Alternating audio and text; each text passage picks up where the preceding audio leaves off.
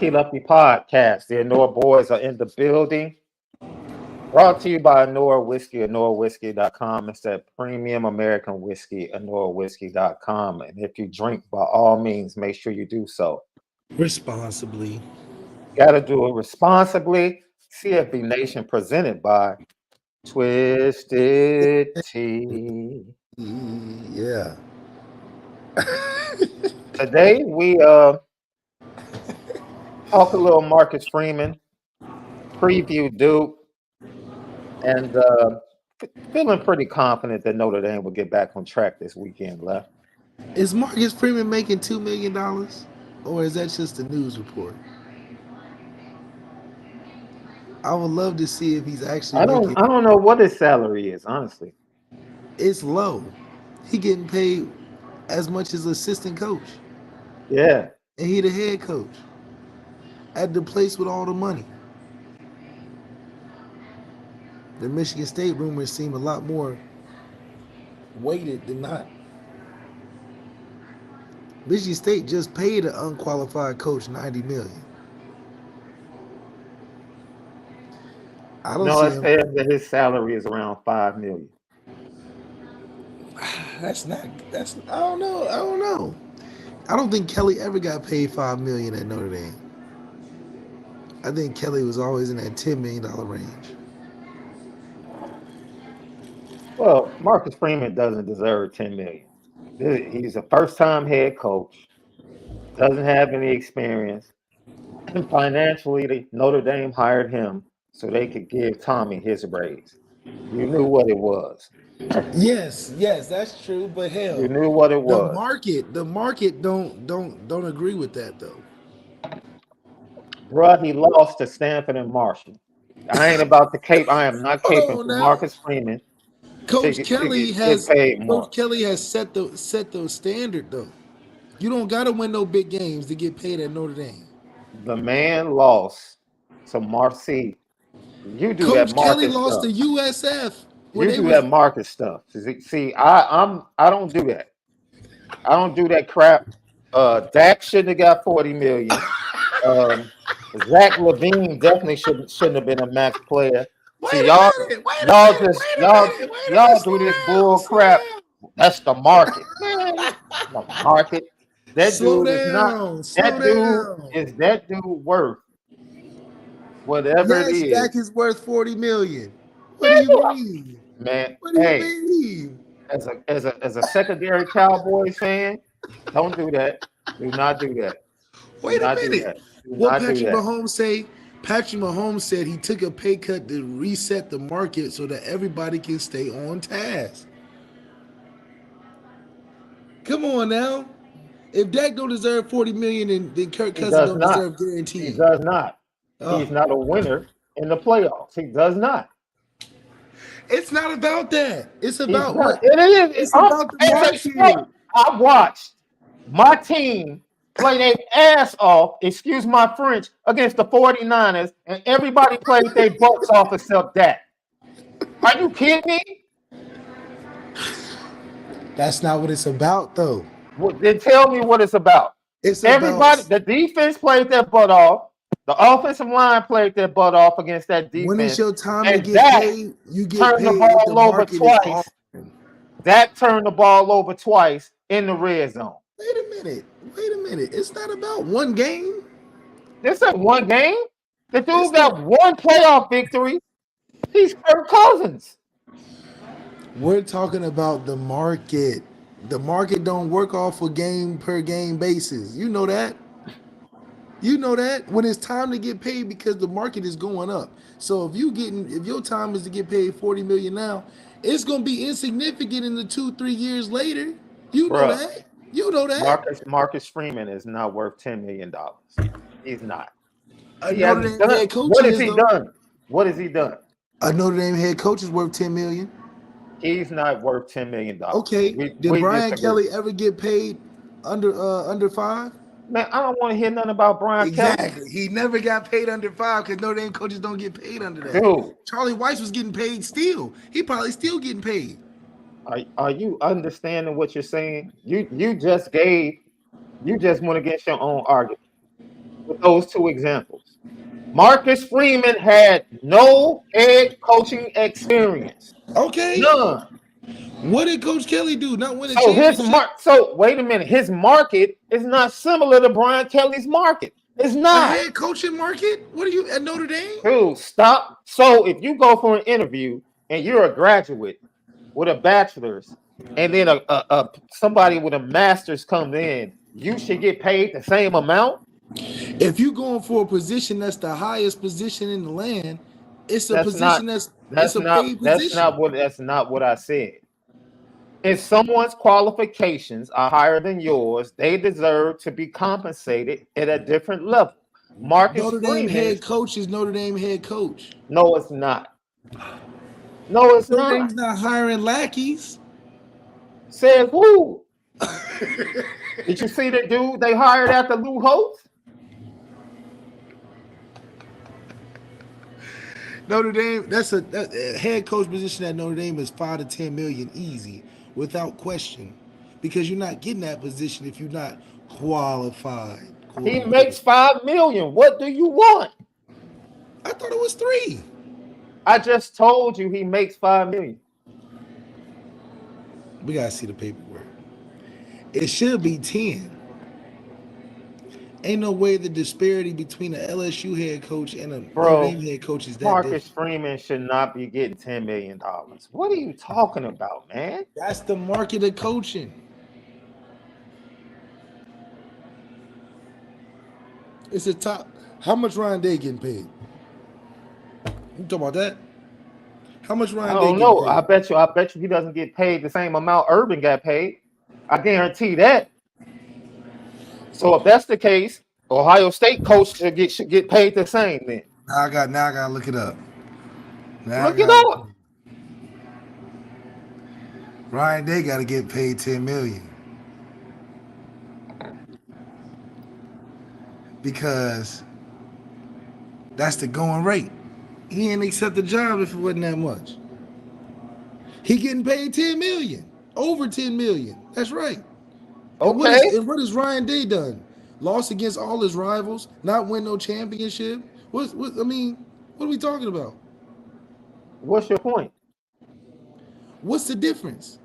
He's a better $10 million job.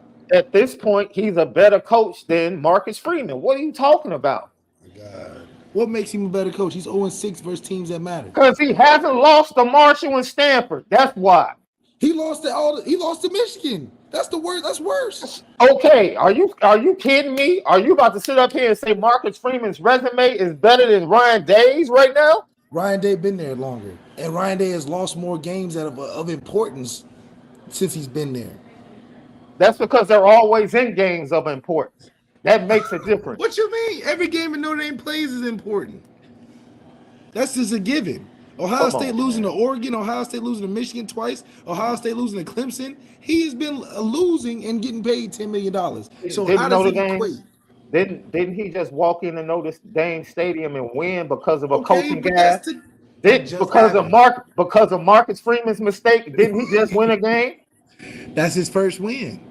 No, he beat him back-to-back years. Twice. Oh, he did beat him back-to-back years. Okay. But he's not getting paid $10 million off those 2 games. Absolutely not. Ryan Day, outside of Notre Dame, has been a loser. Ryan Day doesn't deserve $10 million either. But that's the market. That's what I'm saying. That's the market. Bro, you, for some reason, you have lost your mind thinking Marcus Freeman deserves $10 million. If Ryan Day don't deserve $10 million, what's the difference? Marcus Freeman would tell you he doesn't deserve $10 million. Oh, I don't think he'd tell you that. I bet you if he was being honest, after this weekend, I guarantee you he's being honest. Stuart Mandel, let me tell you what this weekend gets you. And I said it was coming. Stuart Mandel has an article on The Athletic right now. Is Marcus Freeman in over his head at Notre Dame? I told you it was coming. I told you this type of stuff was coming. We knew that was coming. I told you it was coming. I told you. Yeah. I told you. I told you. You're right. That's why I told him, hey man, that leash ain't as long, bro.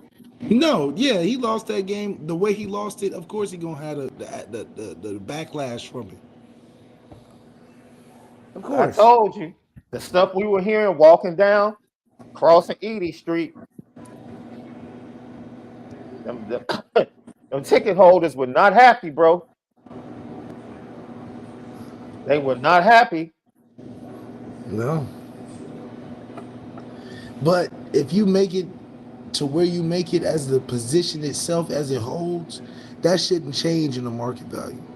Notre Dame head coach, just Dude, like let me Texas head see. coach, should This be is in the the same. problem. This is the problem. This is the Unless why you problem. hiring lesser quality for that position? That doesn't make This is the sense. problem. I don't. First of all, Ryan Day's a bad example because you know how I feel about him. He's getting paid what we're arguing though. But this is my point. Neither one of them deserve to be paid 10 million. That's Hell, my point. That's hell, my Dabo point. Sweeney, Dabo don't deserve the money he getting. That dude has 2 national championships. What are you talking about right now? Is it what have you done for me lately or where the market is? Dude, Because he resume got matters. Resume matters. What are you talking how? about? What do Jeff you have? Saturday got the head coaching job at the Colts. Resume don't So, matter. so you think Jack Swarbrick just gave Marcus Freeman the job without looking at his resume? He was just Well, like, if you don't looked worry at his about your resume, he'll resume be and like what he's you never did. been a head coach, so he had to make a decision. What does that mean? He looked at what he had done as the defensive coordinator at Notre Dame and what he had done at Cincinnati. But the Like, what are we position at talking Notre about? Dame is the head coaching job. We know how corporate America works. Even though Jack it's Swarbrick sports, it's hired still Marcus corporate Freeman America. because of the groundswell support that he got going in. He didn't get hired off of his resume because it was other qualified candidates that had head coaching experience before Marcus Freeman. Marcus Freeman got hired off of the groundswell of support that they was banging on his door for. So no, Marcus Freeman wasn't technically qualified for the head coaching position, never being a head coach before, because Notre Dame has never done that before. Who said, wait a minute, who said he wasn't qualified? He's never been a head coach before. That doesn't mean anything. Yes, it does. Everybody that's a head coach gets hired the first time. What top program hires a coach that's the head coach that's never been a head coach before? Nobody Michigan does State. that. Michigan State did it with Nick Saban. Nick Saban was at LSU before, and he was an assistant. He was an assistant head coach. No, he had never been a head coach. They pulled him away when it was either LSU or Michigan State. Michigan State's not a top program. Okay, I'm just thinking that. that's a Big Ten program. I mean, that's not a top program. A top program is Alabama, Georgia, Notre Dame, USC, Ohio State, Texas. These are top programs. Michigan State's not in that conversation. So Alabama hiring Mike Shula after they won a national championship with Gene Stallings, that doesn't qualify? Because Mike Shula hadn't been a head coach anywhere else. He's got a legacy. You know how that go. Dude, you're going to keep making up excuses. You know how that every go. Every time I answer your question. Wait. How many Skip Holtz is in college football and Stoops are in college football? They're everywhere. Spurriers. How many Spurriers are in college football? They're everywhere. Legacy matters and nepotism matters in college football coaching. Oh, Clemson hiring Dabo, that doesn't count? Clemson hiring Dabo is a culmination of, first of all, Clemson wasn't a good program before they hired him. And Clemson wasn't a top program until he was there. Clemson is a historically good football program. What are you talking about? Since when? Man, look, Lucky Lefty podcast. Dabo has created the legacy at Clemson. Before that, what was Clemson? Clemson football has a better track record than Notre Dame over the last 40 years. Over the last 4 years, because of Dabo, no, I said over the last 40. Oh. They won a national championship. We haven't won a championship. They won a national championship in 81. Notre Dame won one in 88. And then they came back and they won 2 more. What has Notre Dame done? That's because of Dabo. That's because of one person. And Danny Ford that won it back in 81. We won the last one between that one. So if you take in the latest, Dabo, 88, we won the one in 88. Dabo has won the 2 in what, 2015, 2014, or whatever that was. Dabo has put Clemson on the map. That's why Dabo's getting paid the money he's getting paid. But that don't make Clemson the top program. Over the last 40 years, has Notre Dame or Clemson been the better football program? Clemson's been the better football program. Okay, then. For national championship wise. Okay, then. Okay, then. So don't tell me Clemson is not historic. If you want to claim Notre Dame's last 40 years, historic which most fans probably don't, and you don't want to do your research about the Danny Ford years at Clemson. We won one after. Or wait a minute. Or if you don't want to do if you don't want to do your research, Tommy Bowden went to Clemson and had great success in the ACC. What more success than what we've had at Notre Dame? Once again, Clemson has had a just as good or better resume in college football over the last 40 years. Period.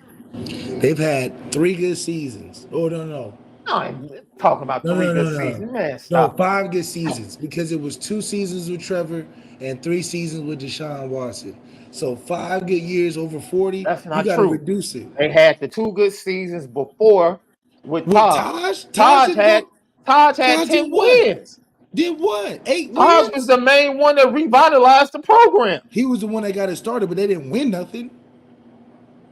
So now, if that's the case, Notre Dame ain't won nothing. What are you talking about? We have it, but we're a traditionally top program, though. Every year. We're traditionally a top program. But to say that Taj Boyd won 8 games. Taj Boyd was a staple before Clemson became anything, but Taj Boyd was the segue. It wasn't like Taj Boyd was like Troy Smith. Troy Smith was really getting it done. Heisman, championship. That's getting it done. Nobody is arguing what exists. My point is, what exists is the dumbest thing in the world. Because you're trying to explain to me that Dak deserves to be paid on the same level as Patrick Mahomes. You lost your mind. You lost your mind. Exactly. But he wasn't getting paid the money Patrick was getting. So you tell me who he deserves to get paid like. Does he deserve to get paid like Joe Burrow? He deserves it because Lamar. Man, because Lamar gets paid. Marcus Freeman deserves to get paid the same amount as Nick Saban. No. Okay, Nick Saban got a $100 million contract. Well, tell me who. Okay, that's your Ryan Day. That's Coach Kelly got a $100 million contract. That's your test case. Dude, are you kidding me? This dude had success at Notre Dame as a coach. Success on his resume. What? He's won games. What are you talking about? He's the winningest coach, but no championships. Does that deserve $100 million? Yes. From goofies in the SEC, yes, obviously, yes. So that's the market. So Marcus Freeman shouldn't be getting paid no $5 million. If you getting a clown $100 million who ain't won no championships, he ain't worth $10 million. I don't care. You can argue that $5 million all day. Michigan State will pay it. If I was Michigan State, I would pay it to get him away from Notre Dame too. Okay, so because you don't have a choice. What are you talking about? That's like if I go in the store because my daughter wanted a Cabbage Patch Kid for Christmas, and there's one left, and the dude at the store is like, instead of 50, 75. What do you think I'm going to do?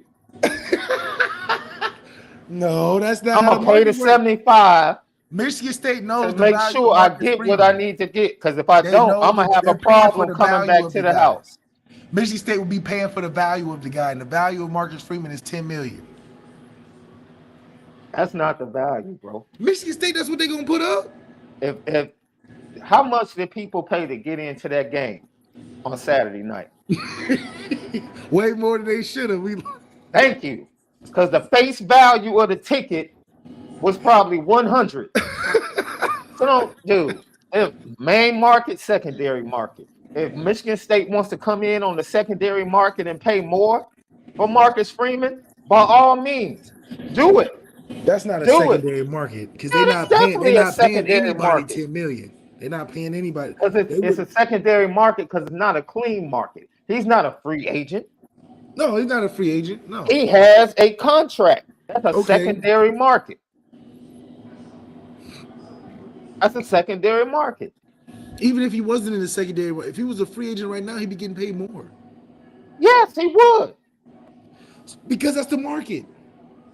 Yes, but he's not a 10. He's not a 10 million. He's not a $10 million head coach. There is no one that's a Notre Dame fan that will tell you Marcus Freeman is a $10 million coach. But they not a Notre Dame fan. 100 million. But they not with his resume right now at Notre Dame. Nobody in the chat is going to say give Marcus. Nobody cares about resume. We hired Tommy Reese off the streets. They don't care about no resume. So that had nothing to do with nepotism. That had nothing to do with nepotism. That was you just used that same argument, but it doesn't apply to Notre Dame. Come on, man. Come on, man. Come on, man. We hired Tommy Reese off of a fresh high school season. He don't deserve no $10 million. Boy, you preaching to the choir. I'm not paying you according to the market. You're going to have a resume. If I own a team, if I'm the president of a university, yes, what have you done? It matters. But we've proven that I'm putting you in charge of my program. So I need to see that you have had success in certain things before I give you this amount of money. We have been counter to that. We've hired. That's part of the problem. That's part of the problem. Thank you. That's why you had an inexperienced OC on Saturday night. That's exactly why. Because we do the exact opposite. Thank you for proving my point. But that doesn't mean that the market value of the position, though. The value of the position isn't worth what it's worth. The value of the head coach position at Notre Dame is a $10 million job. That's why Charlie Weiss was still getting paid. Did Charlie Weiss more qualified than Marcus Freeman? Let's be honest. Is Charlie Weiss more qualified than Marcus Freeman? Andy Ludwig is not here because of money. Am I correct? Oh yeah, for sure. Because his resume dictated, hey, you're gonna pay me more than you have to pay that dude. Yeah, for sure. Okay, then. That's the market. And Notre Dame did not want to pay for his resume. I want to pay that shit. They didn't want to pay for his resume. Nor did they want to pay his buyout. Period. So y'all can talk this merit all you want to. Resume matters. And that's why Andy Ludwig is not here, because of his resume, his experience, and his buyout. Period. But why they gotta call Michigan State desperate though? They're not desperate. That's not desperate. That's putting Notre Dame's feet to the fire. No, I'm saying paying Marcus Freeman $10 million if you're Michigan State is not desperate. That's a quality coach. You're gonna get your return on the profit for that, return on investment for that. Yo, we're talking about, didn't they just give Mel Tucker a crazy contract after 1 year? I can't explain that. So I mean, that's an anomaly. You keep talking about Michigan State as if obviously they give Magic a call like, yo, we need that guap. So it comes down to, it don't matter about resume. They're gonna pay you if they like you. And the value of the position at Notre Dame head coaching right now is a $10 million job. It's $10 million. Marcus, stop playing. Because I'm trying not to open this door. Stop playing. Stop playing. Because you keep talking this merit, you keep talking about his word. No, I'm talking about the value of the position. The value of the position. Yes, the value of the position. It's a $2 million position.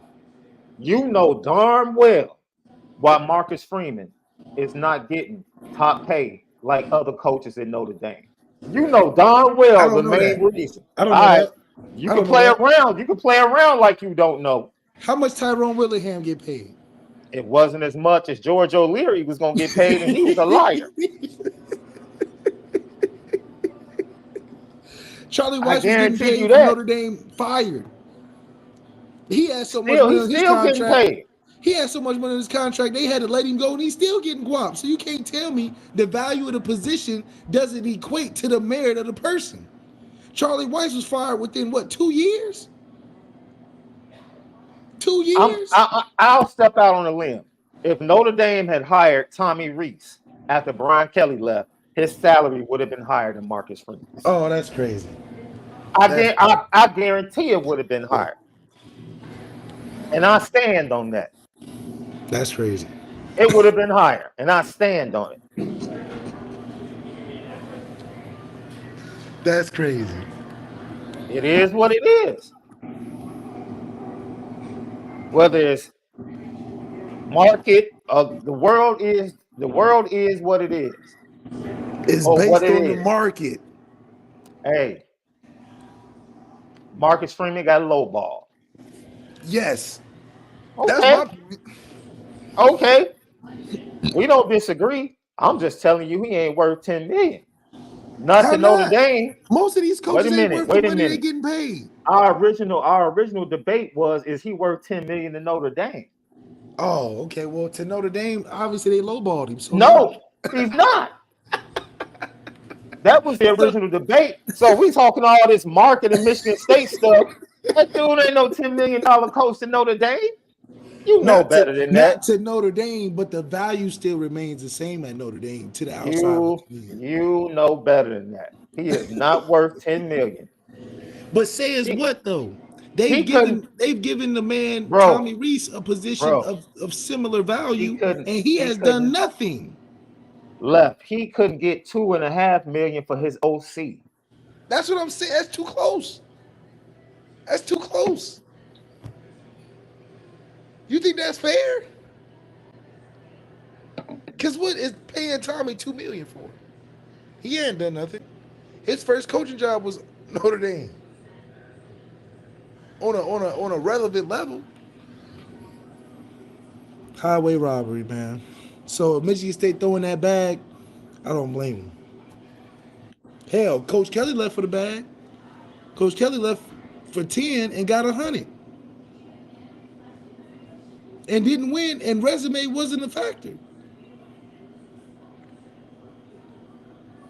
I'm going to read an excerpt from this article. Because I told you this type of stuff was coming.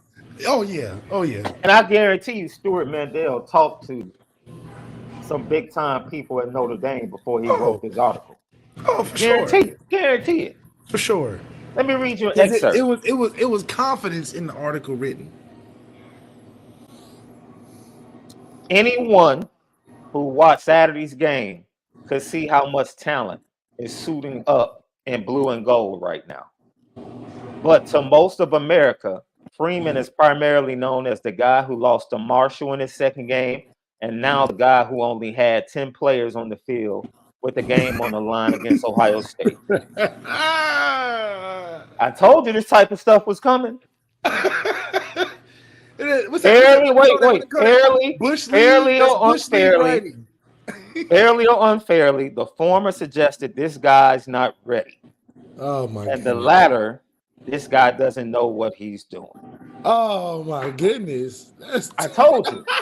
I told you, bro. If don't know what he's doing, that means 75% of these college football coaches don't know what they're doing. Don't know. 75%. Ain't no way you're gonna say, Mark, if you don't know. No. Bro, and everybody in the chat, I have a business degree from the University of Illinois. I don't need you to tell me about the business of sports. I know how it goes. The original debate was, is Marcus Freeman a $10 million coach to Notre Dame? No. Not he's to not. Notre Dame. No. But he's not. But the position is worth $10 million. Yes. Yes. It should be worth $10 million. Okay, we can agree on that. Okay. But Marcus Freeman is not a $10 million coach in Notre Dame. He's not. But he can get $10 million from Michigan State. He can get $10 million from Notre Dame if he wins the national championship. Oh shit! Brian Kelly couldn't do that and got $100 million.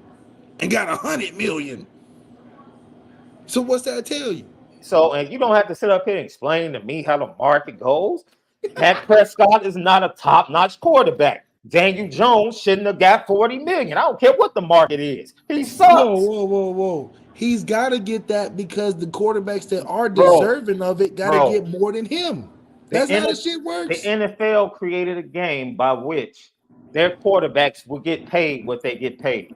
You don't have to tell me why quarterbacks get paid what they pay. I'm very aware of why quarterbacks get paid what they pay. But at the Daniel same Jones had to time, get. you can't tell me go watch Daniel Jones play the position and he deserves to be a top 5 paid quarterback. Yeah, No, he doesn't. deserving. Whoa, deserving is different than what the market is requiring. Then that's my point. Deserving don't mean nothing though. That's my point. So It's what the no, market wait, calls for. wait. I would mention when Dak Prescott got hurt, when he got hurt, and Trevor Lawrence was going to be the number 1 quarterback. I was the main one that said, "Oh, Dallas just needs to tank." Dak got hurt like the 2nd game of the year. I'm Yeah, like, tank. What are you doing? Oh no, y'all, Jerry Jones. I love that. I'm gonna pay him this money. you For got what? to. No, But you that's don't. You could have had that's the number Jerry's 1 fault. pick. That's his That's fault. Jerry's Thank you. fault. He should have Thank paid you. him earlier.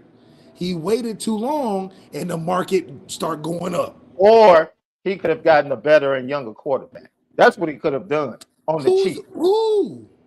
Trevor Who? Lawrence is Justin a better. Fields? I said Trevor Lawrence, dude. Oh, they weren't taking that bad. They wouldn't. They ain't taking that No, bad. no, no. You can tank if you lose your starting quarterback. Are you kidding me? The How Cowboys many are not games? How many tanking games do like you that. think the Jets about to lose? Jerry Jones got too much pride. Jerry Jones got too much That's pride to true. tank. That's true. He would That's never true. tank. That's The Jets, they'll tank. The Jets will tank. The Jets, Miami, they'll tank.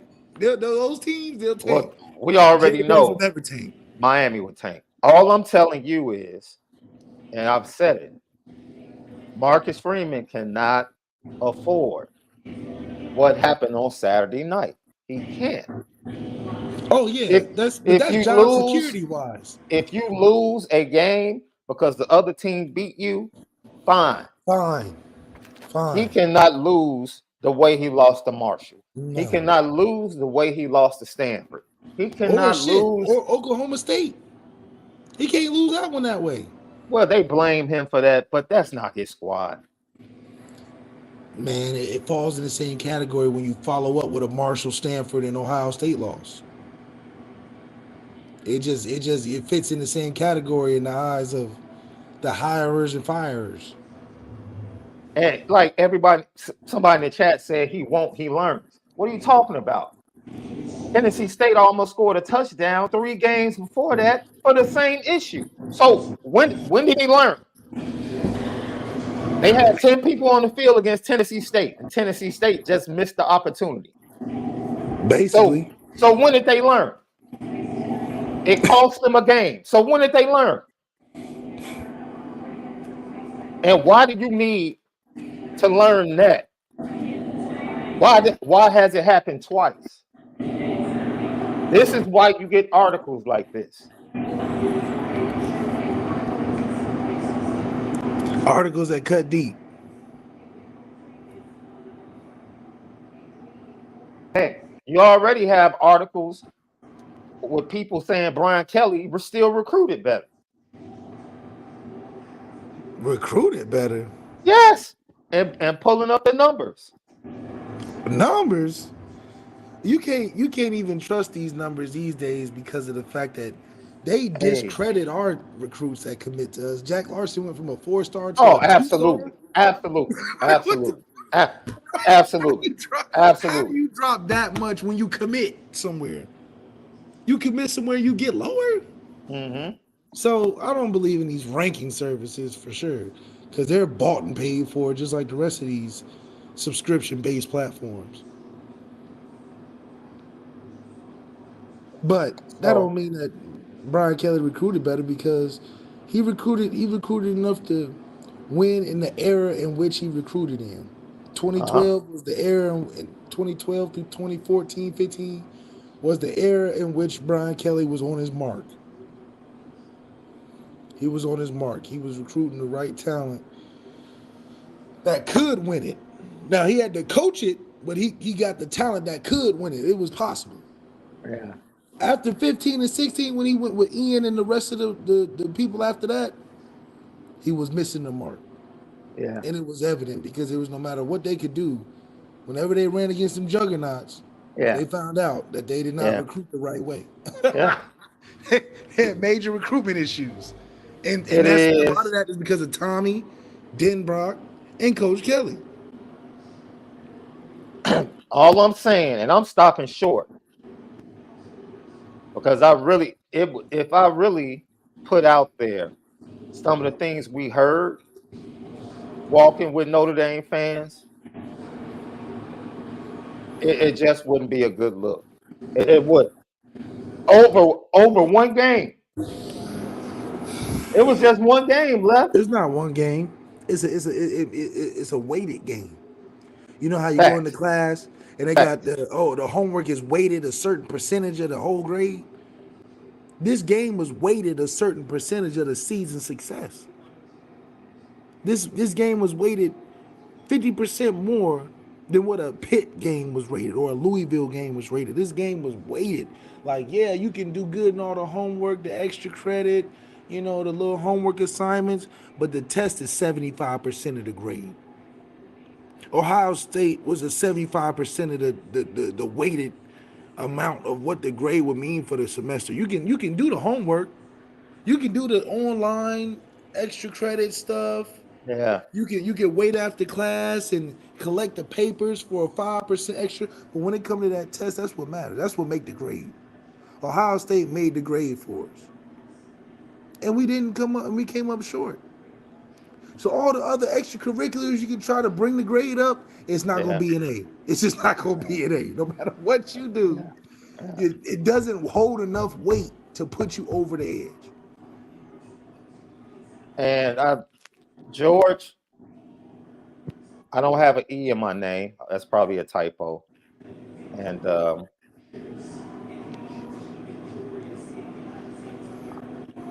I don't. Your point about the agent, I never said Marcus Freeman didn't get a fair contract. I said I went and stood on a limb about the fact that Tommy Rees would have got more pay if he got the job. He damn near got the job. He's a offensive head coach. And I've never heard that title in my life. and you can book that. You can book that. To this day, Tommy went to Alabama and became an offensive coordinator. Dude, the athletic director went and begged him to come back so he could hire Marcus Freeman. The athletic director went and begged Tommy Rees to come back. I need you to come back so I can hire Marcus Freeman. Damn. And so that's a clean market to you? I don't know, dude. Maybe everybody. That market was definitely fixed at that point. Thank you. Thank you. But that still doesn't discount the fact that the position of head coach at Notre Dame is a $10 million job. It's a $10 million. It's just what it is. It's just like if you are the president and CEO of Boeing. That should be commensurate with a certain salary. That's one of the top corporations in the world. Automatic. You just walk in and that's your daily rate. So I don't know how it changes for Marcus Freeman when if I was Marcus Freeman agent, I'm demanding the value of the position.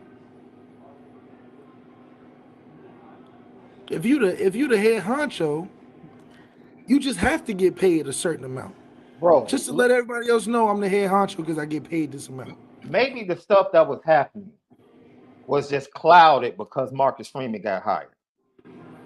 Your AD and goes and begs the offensive coordinator to come back. The begging thing is crazy.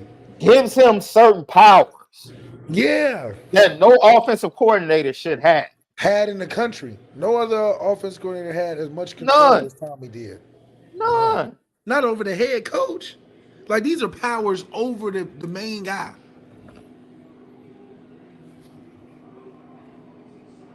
And then when Marcus Freeman is trying to put together his staff, the last I checked, the head coach hires the staff, right? Thanks. But he takes recommendations from like the rest of his staff, right? Yeah. So the wide receiver coach that Marcus Freeman wanted got vetoed by the offensive coordinator. That's crazy. How does that? Where do they do that at, Left? Where? It doesn't exist. At what university do they do that? Where? So it's easy, dude. It's easy for me to see why Marcus Freeman gets $5 million. Because he allowed that to take place? He didn't allow that to take place. Jack Swarbrick is actually downtown Chicago right now. So Jack Swarbrick did that crap on his own. Dude. Yeah. Yeah. Definitely did it on his own. And because of that, you know, he has plausible deniability. Once his time is up, he can just move on, transition into the. And that's exactly what he's doing now. Moving on. He doesn't have to worry about. Look. Jack Swarbrick doesn't have to worry about being the one to fire Marcus. No. If things go wrong, he doesn't have to make the NIL decision. Restructure his contract. Oh, man. That's a lot of stuff Jack Swarbrick is running away from. a lot of things. Accountability is huge. He wants no part of it. None. So that's the first half of the show we were going to talk about. Because we're about to get to Duke. But I told Notre Dame fans that the day was coming when these type of articles were going to start popping up. And it will not be the first or the last. It's only going to get worse from here. Bro. Debacles like Saturday night cannot happen. Losses can happen, but not those type of losses. And a lot of that is just because it was too built up of a game. Too important to lose that in that fashion where the blame is so easily placed on your coaching situational awareness. That's what makes it so bad. It's one thing to lose just from the heat of the moment and the game itself, but you losing on a glaring issue that everybody and their mama saw in the stadium. You gotta step up. So that makes it very tough because then the pressure amounts on you. When you don't win those games, you gotta go in there and eat the bullet. And Marcus Freeman has been accustomed to eating the bullet, dating back to why we mysteriously just didn't hire the two candidates that we spent all this time for at OC. He's already experienced taking the bullet for that. But we don't want our man to be the Manchurian candidate. Dude, which is why you're absolutely right. You're absolutely right. Which is why we begged administration. Maybe people don't understand.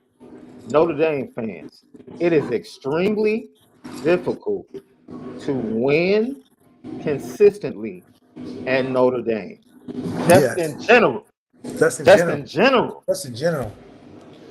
The way the administration deals with a lot of things as far as putting money back into the program, the way they deal with transfers, the way they deal with admissions, and on top of that, the coaching staff. The coaching staff, and they won't pay for top coaches. Facilities. All of these things are detriments and roadblocks to winning at Notre Dame. Because we choose not to win a championship. We said on this podcast, Left, do not hire this man if you're not going to fully support him and give him what he asked for. Because he's going to be the scapegoat. Don't do it. Yes, he's going to be an easy scapegoat. Easy scapegoat, too. Like, don't do it. Just don't, bypass it. Go hire Fickle. Go get somebody They else. couldn't handle the groundswell of support Marcus Freeman had. He had real grassroots uh, people behind him to force the hand of Notre Dame. But even though they forced the hand of Notre Dame to make that move, they didn't back it up with the support needed for him to really be the guy that they hired correctly. So they half-heartedly hired him to be like, damn, okay, like you know how fast food gives you your financial aid, but they be like, damn, here, take it. They ain't excited to give you your fast food, your financial aid. They just be like, here, damn, take it. Like they just throw it Right. at you. All right, because you just begging, and I guess it makes sense. Marcus Freeman, if it was done right, would have been supported the way it should have been, and he wouldn't have these problems of not having the right pieces in place to win these games. Yeah, he's got to get more experience as a head coach, but still having a great support staff, which is what Coach Kelly's secret was. Coach Kelly was terrible situationally, but he was fortunate enough to have a Matt LaFleur, the Green Bay Packers head coach. Like, come on. You had the Green Bay Packers head coach as your OC. He was a very smart man in hiring guys around him to make him look better. Marcus Freeman just happens to be the reverse. He wants to look better from what he does. Yes. Coach Kelly just wants to hire to make him look better. It's a difference. Yes. But when you're doing it the way Marcus Freeman is, you got to let him do it the way he's doing it, or it's not going to look right. And it hasn't looked right. Or look, like this comment, Matt 2011 GT. Y'all are a little ahead of the situation. If he wins, none of this matters. That's crazy. Because he has to win in spite of so much. Wait. Tommy Rees basically being a de facto assistant head coach mattered last year. 100%. It was an infection in the place to be. You even saw him on the side. Wait a minute. Marcus Freeman got to hit the headset like he's tapping in with Tommy. Absolutely. Like, Tommy, what do you think? And you got Ron Powless. You got Ron Powless on the sideline with a headset, listening to play calls, reporting back to people like what are we talking about? The like situation they got Marcus Freeman. Yeah, they got Marcus Freeman in a crazy situation. And we getting ahead of ourselves. they got putting up roadblocks. Yes, they're putting up roadblocks that make it hard to win. Has nothing to do with recruiting. Has nothing to do with Nothing. Harry Heastand came back because Tommy Rees wanted him. That wasn't Marcus Freeman's decision to bring Harry Heastand back. It wasn't. So this dude can't even hire his own staff. And you're telling me we're getting ahead of things? That doesn't happen in college football. That doesn't happen anywhere else. It doesn't. It's not a natural thing for you to compartmentalize your coaching staff based on who the administration likes and who the head coach likes. That's not a real thing. So for Marcus Freeman to be basically gifted it's a hindrance at a place where it's already difficult. It's already more difficult to win than any other place at top programs. And you keep making it more difficult for this man. But sit back, if he wins, it won't matter. I just keep putting obstacles in front of you. Yeah, he has to win. At what point, wait a minute. At what point does Marcus Freeman say, I'm tired of this crap. I want to go somewhere, regardless of how much he wins, I want to go somewhere where they support me. They're going to drop that bag at Michigan State. And I don't believe he's going to Michigan State. If the things that we're mentioning matters, winning does not just absolve people wanting to be places where they're supported. Right. Marcus Freeman, I guarantee you, wants to be somewhere where he can be heard, supported, and given the things that he asked for. That's not happening right now. And by all means, if Notre Dame is able to win a national championship over the next 5 years, it will be in spite of the support. Now, at that point, if Marcus Freeman wins a national championship at Notre Dame with what he's had to deal with, he should get $15 million. Period. He should have a statue. Yes. He should be the statue right next to Air Parsegian. Damn near a bigger statue because the circumstances was just way more extreme. A program working counter to what you want to do. In the climate in which college football is today with NIL and everything in between, transfer portal, everything in between. For him to pull it off in a short amount of time like that, he deserved the biggest statue out there. For sure. Because you're dealing with more than just winning a game. You're dealing with more than winning the game. You got to do a balancing act of doing what the administration wants when they don't know football, balancing an athletic director that is not in your best interest, and trying to win games with a team that doesn't have the belief that they can win big games yet. It's too many factors that are, you damn near got to be perfect. That is going to take for him to win a championship. So Marcus Freeman is close but far, in my opinion. Close in the sense that in a vacuum, we got enough to win. Far in the sense that there's so many different intangible things that we're not good at yet due to not having the experience of, due to not having the players to do it, or due to not having the organizational support to get it done, whether it's from hiring coaches and supplying the money, whether it's from allowing recruits to be accepted in the school. Marcus Freeman is fighting on many different fronts, which is not common for a regular college football coach. At Middle Tennessee right now, them brothers are on the same accord. The administration wants to win. They hired the coaches that want to win and that can do it, and they work together seamlessly. Western Kentucky the same way. But for a top program, traditionally Power 5 top program every year, traditionally 10, 11 game team, and you're choosing not to win a championship, but you're doing all the other things to appear as such, it's an unwinnable position for Marcus Freeman because he's just going to catch flack for the lulls that he has, and unfortunately, those lulls just stand out way more than the average. A loss to Marshall stands out way more than anything you damn near can do. A loss to Stanford when David Shaw chuckling on the sideline because he's like, I got away with one. I got away with one. David Shaw was like, damn, you really let me beat you on my way out when I had a trash team at your place. You gave me a nice retirement gift, bro. Appreciate it. Appreciate you, boy. Hey, good looking, boy. You always look out. I thought I was gonna get a rocking chair, but man, you gave me a dub over Notre Dame. This is beautiful. Dub. I couldn't hold back the cheers and joy. So it's unfortunate that they shortened the man leash so fast. Brian Kelly had about 6 years to flex and to figure things out. They wouldn't expect no championship from Brian Kelly out the gate. Oh, wait a minute. And then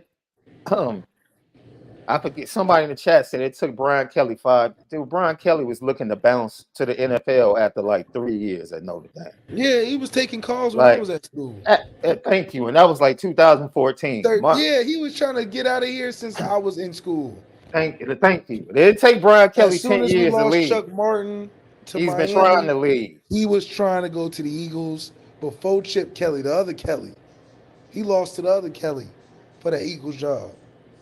This man Brian Kelly was trying to elevate his position the entire time. And that's all we're saying, bro. That's just human. It's human nature. You can love somebody. You can stay in that relationship because of the love you have. But eventually, if certain aspects keep getting on your nerves, it's like, man, look. Hey, I can go find a comparable situation where I can get treated better. That's it. And it's as simple as that. That's what it comes down to. And that's why, because you knew, look, you said it best. And like I don't know how you are with your two boys left because they're small right now. So I'm sure as you, yeah. But my father would always sit me and my two brothers down and say, "Look," he would flat out tell us, "Hey, man, I need you all to do this, this, and this. And if something ever happens, good or bad, I need you to tell me. Because Right. at the end of the day, I have to deal with your mother." Yeah. And It's and not I about do, me necessarily. I gotta know what to report. yes, When I go up I to the need to know boss. what's coming my way. It's not even about telling her. I need to know what's coming my way if she finds out. Because I'm gonna catch that flack and I don't want to be like I don't know. Right. Like, Because I that don't, means I man. ain't paying attention, you know. He was like, "Man, I don't want to spank y'all. I don't want to have to put y'all on punishment. But if she finds out, I'm gonna have to do something. Now I'm I gonna gotta have to whoop do you. something. Now I gotta whoop you and I don't Now want I to. gotta do something. It, it is what it is." And Yeah. Marcus Freeman, that's kind of what we're telling Marcus Freeman, like, bro, man, you cannot lose, you cannot put that type of stuff on your resume. Not No. that. No. Like, not that. Anything else but that. And we're good. The We're players good. get wash that off because they Right. always got another week. But when you put that type of stuff on your resume, and when they finally start to turn on you, we ain't got nothing to defend you on. Nothing. Hell no. We can't even defend you. Hell, I might join in. You damn right you shouldn't have lost that Ohio State game. Yeah. Once you let the narrative build against you, it's hard to beat. As much as I love that dude, man, I can't defend Saturday night. I No. can't. I can't defend Saturday night. And I thought about it. Maybe I can come at it from this angle. Maybe I can come at it from this angle. And then finally I just said, nah, can't do it. Lucky Lefty Podcast. Next up, right here, CFB Nation, presented by Twisted Tea. We get to talk Duke. And why, after watching the first half of that Clemson matchup, I'm even more confident about Notre Dame. I rewatched the first half. I didn't even need to watch the second half. It's gonna be a waste of my time.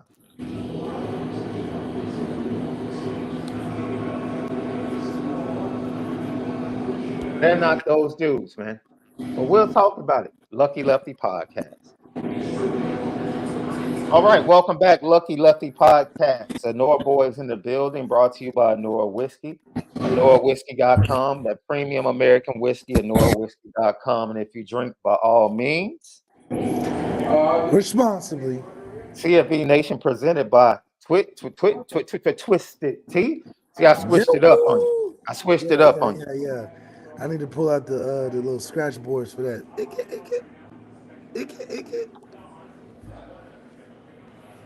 Prime time, 7:30 Eastern time. Notre Dame takes on Duke. Former coach Mike Elko, who made sure in his press conference that he didn't give Notre Dame any bulletin board material. This dude had a love affair with Notre Dame in his press conference. Yeah. One of the best places I ever coached at. This team is just on the offensive line. Elko Defense. said that? Oh, their defense is so phenomenal. It's really good. It's just, I'm like, Coach, relax. We get it. See, he owes Notre Dame because they got him a head coaching job. He owe him. He's like, look, Notre Dame, I can never be ungrateful for the opportunity you blessed me with. Being only 2 years as a D coordinator, I get a head coaching job. I ain't never look back. Okay. You want to know my first take? My first take. Duke is way too small. Yes. Yes. It goes into the depth factor. They're just skinny, young, responsible young men. Yeah. Good dudes, Yeah. good people in the society, but they're all built like solid young men. They ain't built like no monsters. Hmm. They ain't built like no freaks. They're built like a solid football team. And because they look as the appearance, they are a solid football team. They'll win some games. But the difference between us and them is we got depth. A bunch of solid dudes that can play 4 quarters.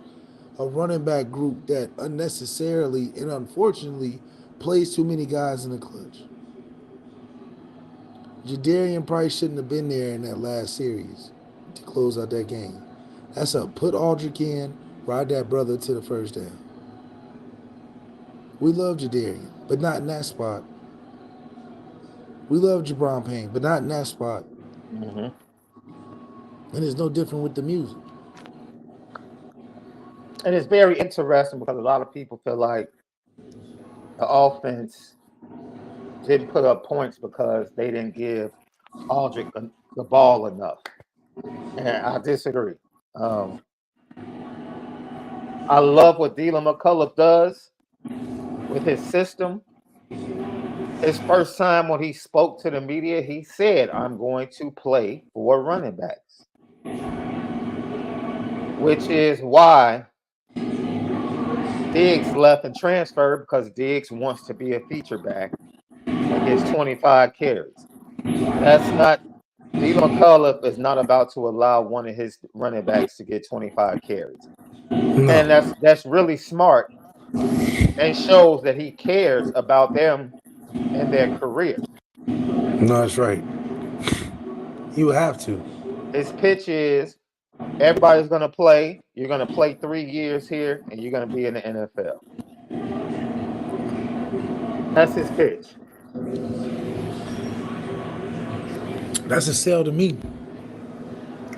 And on top of that, you got the backing of what you've done yourself as a NFL player. It's just, you're shooting fish in a barrel for kids that don't see everything but the road in front of them.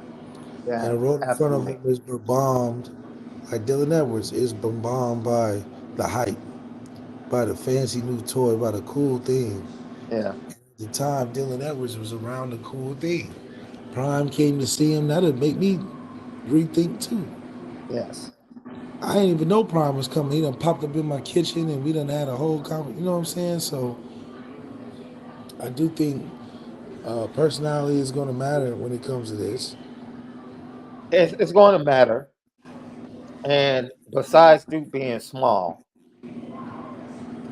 the success that the Duke offense had in the first half was early on because Clemson came out and played a lot of zone.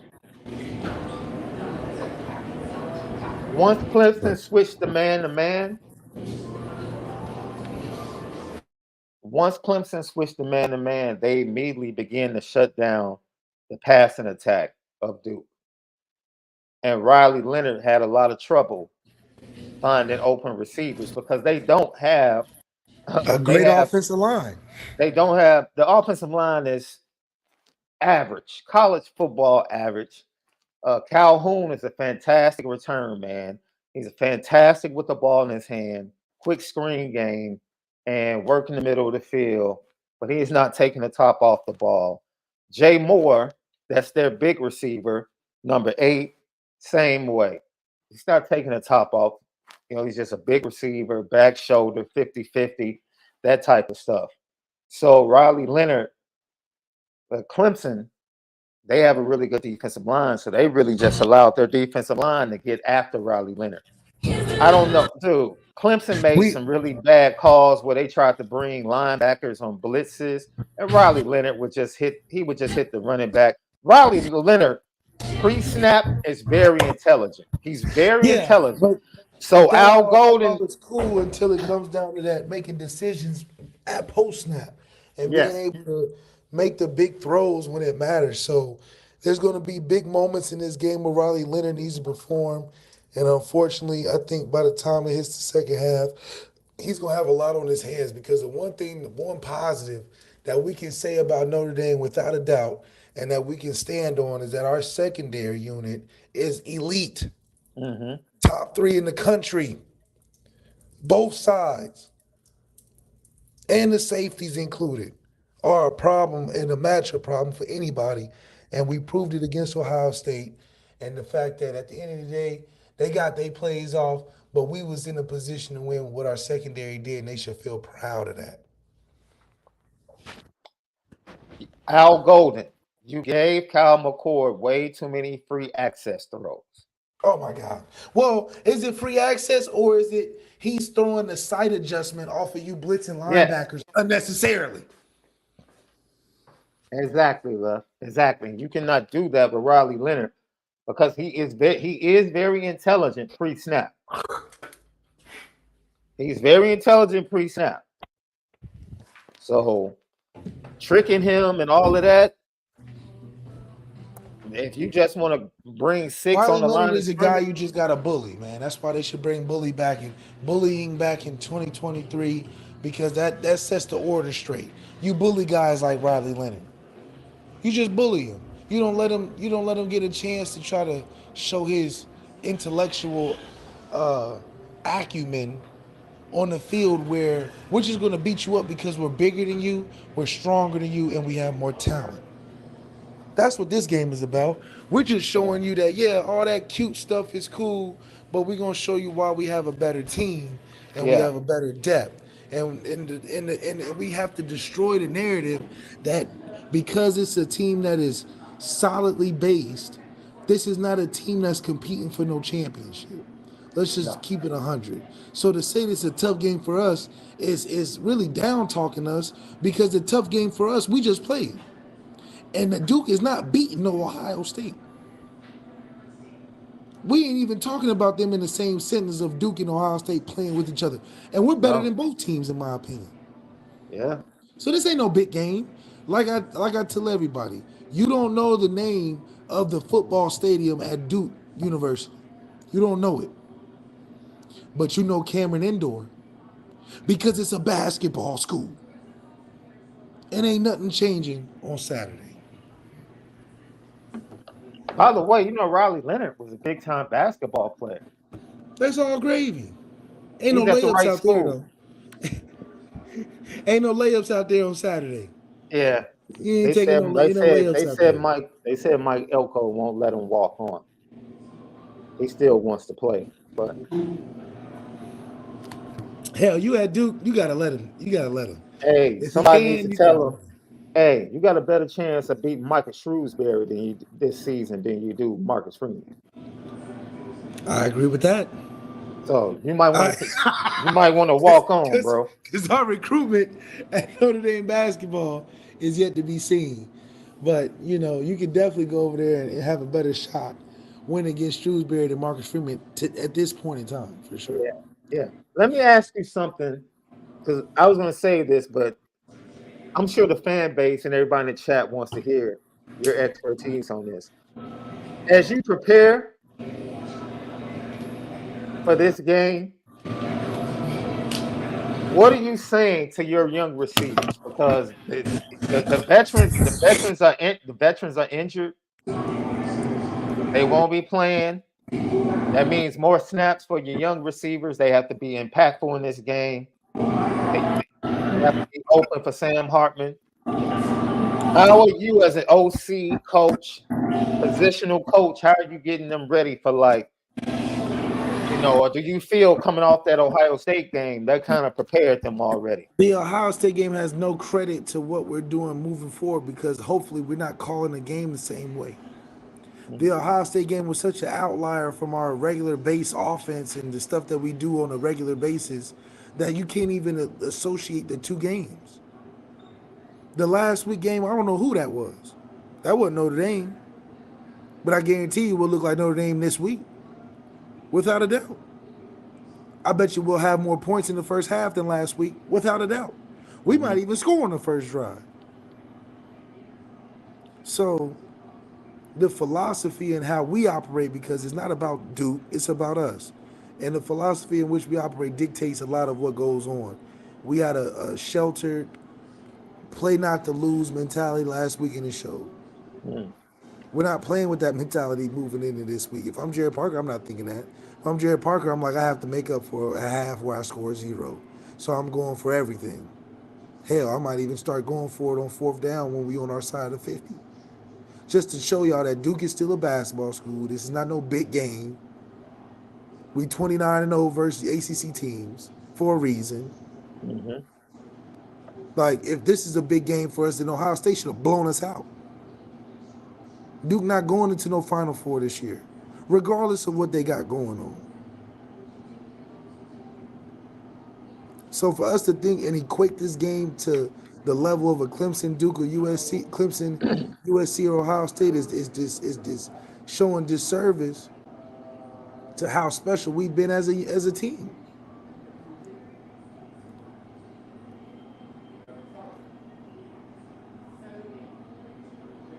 I'm laughing looking at the chat left because I see the debate going on about NIL.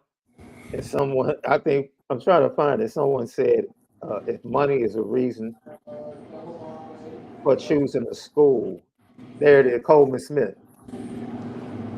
Coleman Smith said if money is the reason to commit to a school, then they're not here for the right reasons.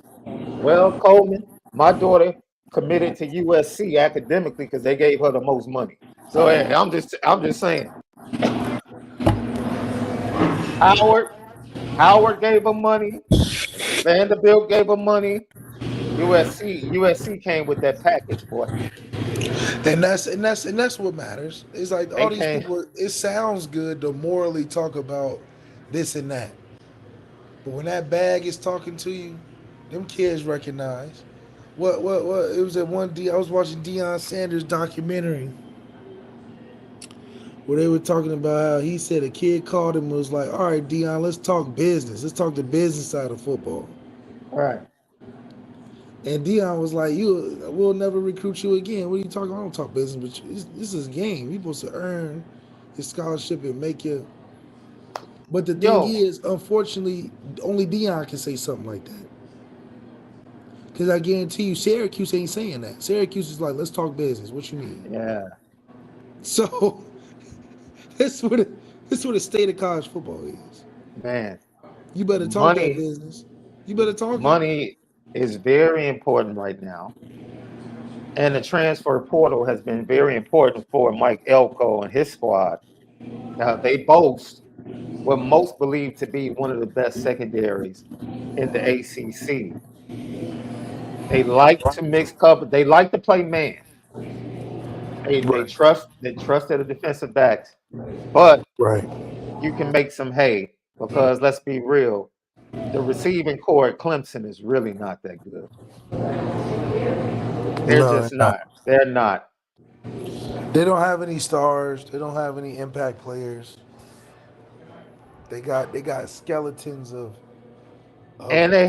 And on top of that, they have an elementary quarterback. They don't have Sam Hartman. Like every play, they have to send motion and just give him keys, K. Klubnik, so he knows what the coverage is. Like he still struggles with pre-snap, knowing coverage, knowing man zone, He's from Texas. I'm trying to and tell you. stop disrespecting the state of Texas. We have some really good players on our team from Texas, like Jaden Greathouse. Stop No, I'm disrespecting. talking about the quarterbacks. The quarterbacks from Texas. Quarterbacks from Texas suffer. They just don't do well outside of the state. They don't. You got your anomalies like Kyler Murray, but Kyler Murray didn't lose a game in high school. Yeah, Come on. What are we talking yeah, about here? yeah. So, Texas quarterbacks, listen, y'all. Patrick Mahomes, I'll give y'all that. But hell, he was only in Texas because his dad was traveling doing the baseball. So, my point is, it's not a surprise to see him struggling. They just don't develop the quarterbacks that way.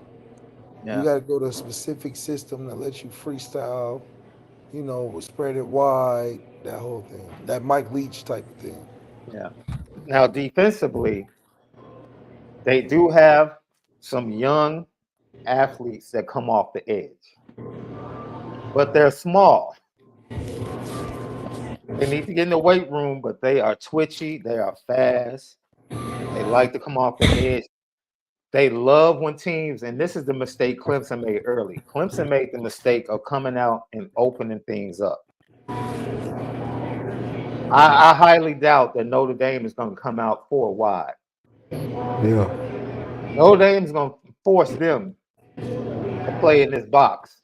And let's see what you got. Let's see it.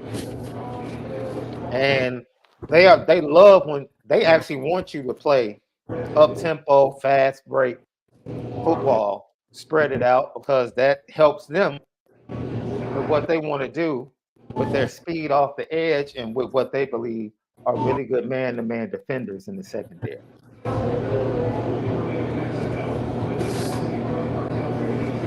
That's right.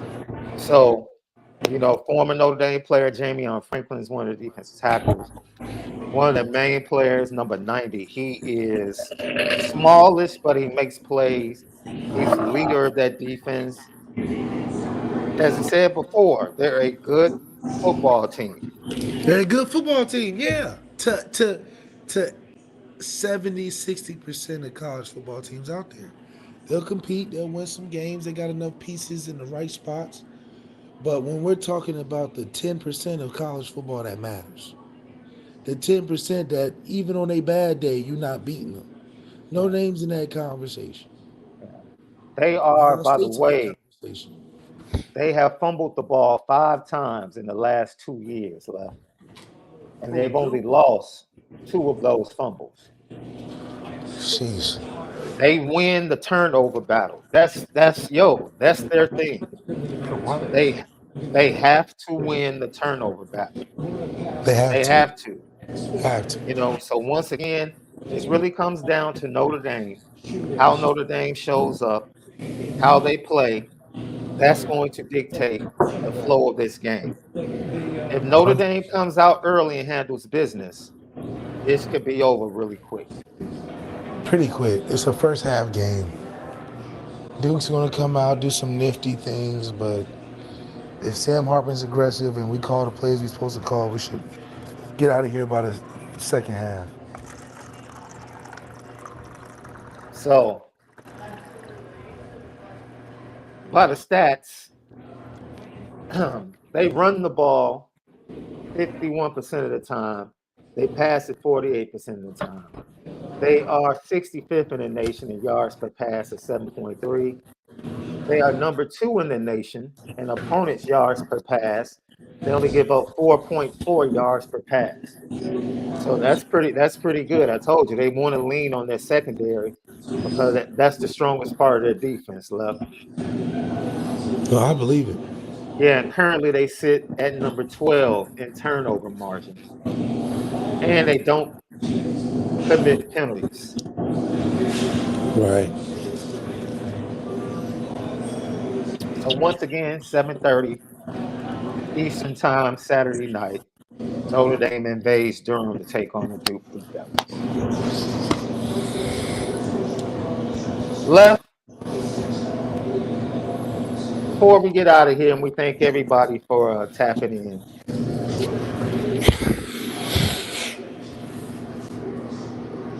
Dame Lillard to Milwaukee fans? Yo, Dame Lillard is so, in my opinion, corny in the fact that he's treated this process the way he's treated it. He's tried to act so nonchalant. No, I don't want to join a super team. Da da da da. And then you join Milwaukee. I'm like, listen, you were relevant in Portland because of Dame time, and it's very, very understandable. But your approach to, you handling free agency was corny, because at the end of the day, go to the team that's going to get you most successful. You talking about you don't want to join no super team, da da da. You're not convincing the fans. You're just convincing yourself. You picked a team that is technically a super team because you got Giannis, and you're good. So you and Giannis is a problem. I just didn't like the way Dame tried to downplay the significance of joining a better team. Joining a better team in this day and age is The a super second tough. time around, because this is his second contract. This is Right. his second re-up. Yeah, but I didn't have a problem with that the first time. The first time, first time you I get it. Yeah. you want to give Portland a chance to build around you, see if you can win a championship. That's cool. And I can accept that. Second time around, you tried to be dragging on and try to act like you taking advice from the fans, and it's like, dude, go to the team you know you're gonna win with, and stop making it so corny, like you just upholding this old tradition of playing with the team till you die. Yeah, It's KD already ruined that.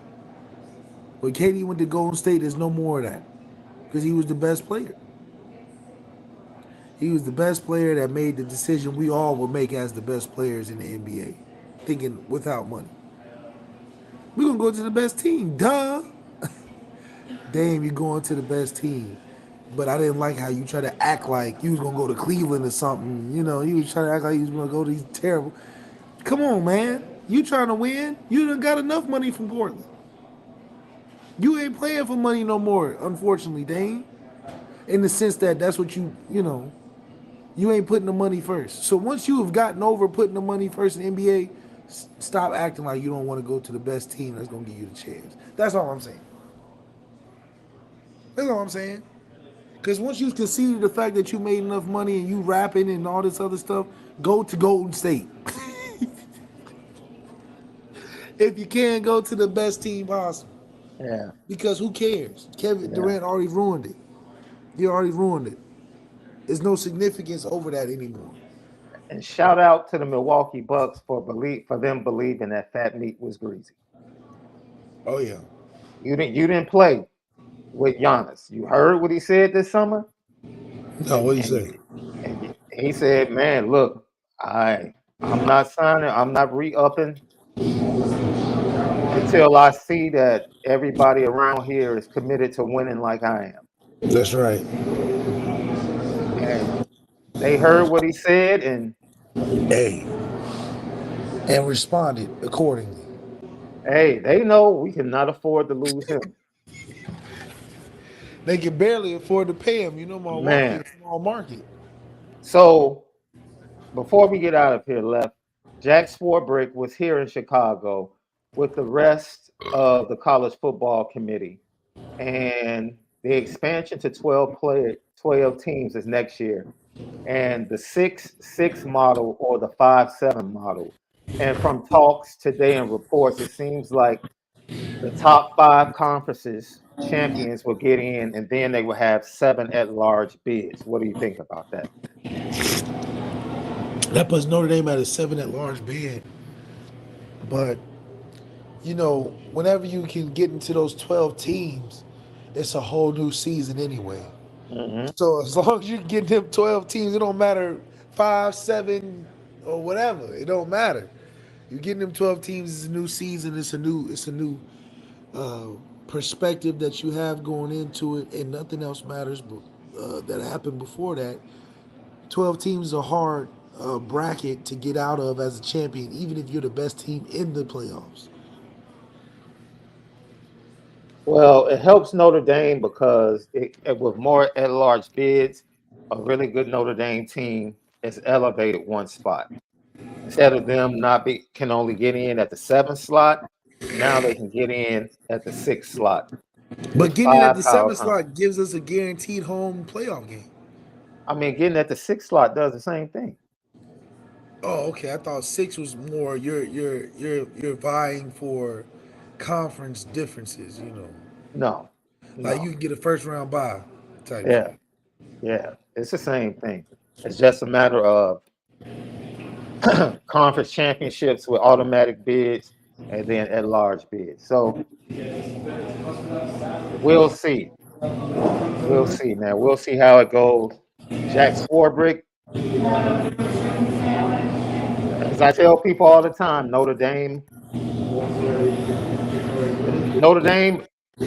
is a gatekeeper in college football, left. Oh yeah, we They, make we they make just we make the thing move around that mug. so we appreciate you guys. Another show left. What game are you calling? You calling the game Thursday night, right? Thursday night, Western Kentucky versus Middle Tennessee State. It's the 100 miles of hatred. That's the Wow. rivalry. That's the good. Middle It's a good Tennessee rivalry. State usually Underrated. has Middle Tennessee State usually has some pretty good receivers.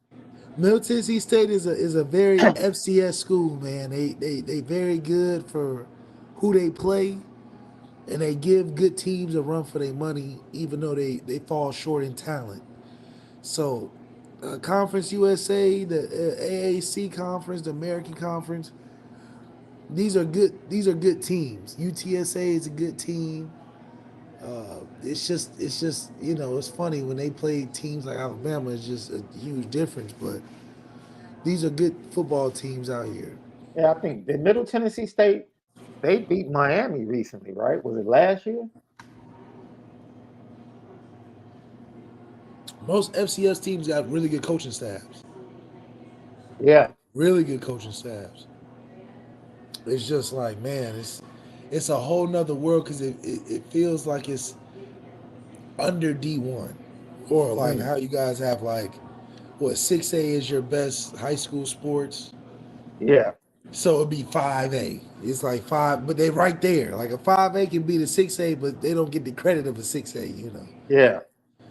It's So funny because I don't know how you feel about it.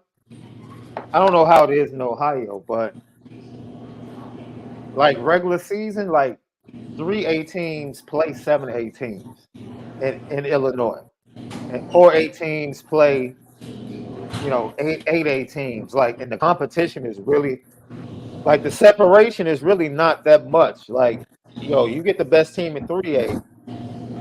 California, you definitely see the difference. They're weighted. They're Mm. weighted in California because modern day Bosco better than any team in high school. They better than any team out here.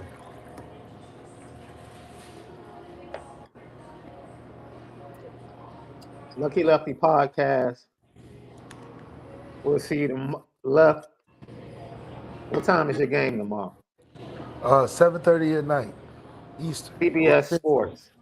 Central, CBS Sports Network.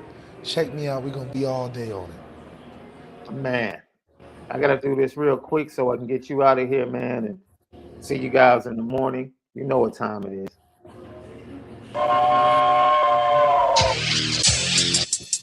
Petticoat, petticoat, petticoat junction. It's time to get petty Oh, we did a good job executing. Are you upset with something? and fire up the Petticoat Junction train. I just don't like you. You don't? No. What is today's petty history? Petty Junction.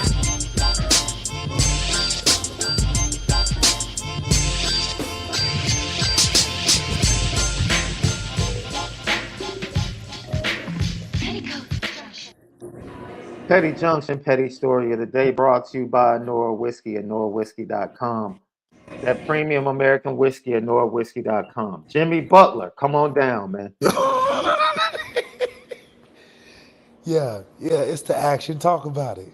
Man, Talk about it. It's the bro, action. bro, what are you talking about? What are you talking about? Wait, are What an you, odd video to make. You riding in that, you know what? bro? Complaining about gas? Literally, Miami has been tampering with Dame Lillard for the last 5 months since the end of the season. And because you don't have enough to get a trade done, you do a video to tell the NBA to look at Milwaukee for tampering? Yeah, he did a couple things. Yeah. The Miami Heat have been openly tampering with Dame. Openly. Yeah, because that was where he's supposed to go. Oh man, I want to play with Jimmy. That's my guy. That's what Dame is saying. Jimmy's posting videos at Taylor Swift concerts talking about Dame. Come on, man. Like, dude. Guilty. The girl chose the other dude. I'm sorry. You lost. Brittany Renner. Come on down, man. You didn't like that Club Shay Shay performance? I got a ticket. I got a ticket for you on the petty train. My sister, you can't make us feel bad about your body count. You can't. You can't Trick me. You can't make men not feel the way they feel about body counts. You can't. The biggest thing that girls' problem is that the things that they have wrong, they want to make public to the world as if the world cares. We don't care. You having 35 on your body count, we don't care in the world. And even though you're upset about it, don't mean we're upset about it. We don't care. But it is a reflection of your undisciplined behavior. Lo, life is not fair. The world is not fair.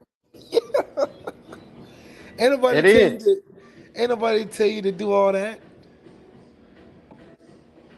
And if you're out here trying to live like men and like it, man, I can do what I want to do too. It's my body. Then all means. Right now, your relationship credit score it's like in the 400s. You can't even rent a shopping cart from Walmart. Your credit score is so low. Left, I try to tell young ladies this that I mentor all the time. And I said, I understand peer pressure. I understand that you all are a lot more open to a lot more things from a sexuality standpoint with this generation. But every person you're with, you might as well, your credit score gets lower and lower. Okay? Because once dudes find out what your body count is, and I'm not saying it's right, it impacts their mentality towards you. Well, Brittany Renner, it's going to be a while before somebody wants to wife you. I'm sorry. Well, I wouldn't say that. I would say it would take if she wants the dudes that she's going after. Yes, it'll take a while, but she's a cute girl. She can get a slacky beta male anywhere. Oh, so now you talking about a goof, like a goof? Yeah, she get her. No. She's We're talking about the reality of what she wants. The guys that she's looking for. No.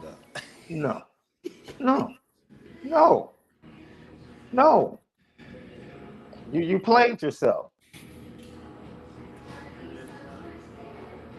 You played yourself. The next somebody probably is watching saying, "Oh man, I want to be 36." The thing Brittany Renner is dealing with is her age. She's getting older and realizing that, hey, all this fun and games is running to an end. And it's not funny anymore. It's not a game anymore. It's you really trying to settle. And to be and honest, they ain't taking you serious. To be honest, she's all right. She's all right. She's not like, oh my God, Brittany She Renner. cute. I don't see her. I think she cute. Bro. Is she not cute? Fam, I live in Chicago. You know how many cute girls Chicago I can go? No, listen. Chicago. I can go find cute girls. That's nothing. Chicago got them. So for her to be cute, it ain't enough. No.